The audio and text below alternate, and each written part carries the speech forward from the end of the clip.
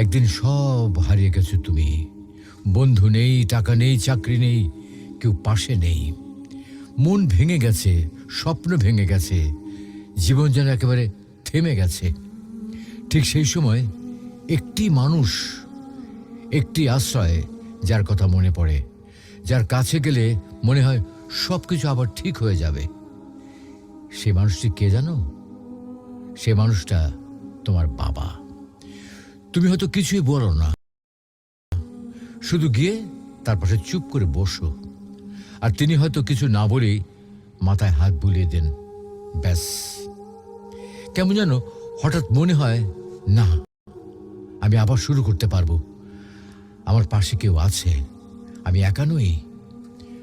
বাবা মানে একটা ছায়া, যে সব ঝড় থেকে আগলে রাখে অথচ নিজে ভিজে যায়, যে নিজের কষ্টের কথা না বলে শুধু তোমার হাসিটাকে বড় করে দেখে।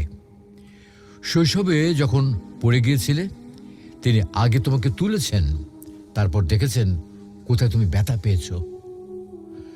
তোমার কোনো চাওয়া অপূর্ণ থাকুক, বাবা তা সহ্য করতে পারেন না। নিজের প্রয়োজন বাদ দিয়ে তোমার স্বপ্ন পূরণই যেন তার জীবনের লক্ষ্য। বাবা হয়তো কঠোর, কম কথা বলেন, কিন্তু তার চোখে যে গভীর ভালোবাসা, সেটা শুধু অনুভব করা যায়, বলা যায় না। আর একদিন হয়তো সেই বাবাই দূরে চলে যাবেন, তখন বুঝবে জীবনে যত কিছু হারাও না কেন, বাবা হারানো মানে সব কিছু খালি হয়ে যাওয়া। তাই যতদিন পাশে আছেন, যতদিন জীবিত আছেন, ততদিন বারবার ফিরে যাও সেই আশ্রয়ে, যেখানে গেলে ভেঙে যাওয়া হৃদয় জোড়া লাগে, হারিয়ে ফেলা সাহস ফিরে আসে, আর ভেতরে জন্ম নেয় একটা নতুন বিশ্বাস। আমি পারবো, কারণ আমার বাবা আছেন।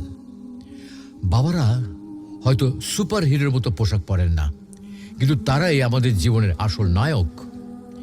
জীবনের সব শেষ ধাক্কাতেও যার কাঁধে মাথা রেখে তুমি বলতে পারো, আব্বা, আমি আর পাচ্ছি না। আর তিনি তখন কি বলবেন? তুই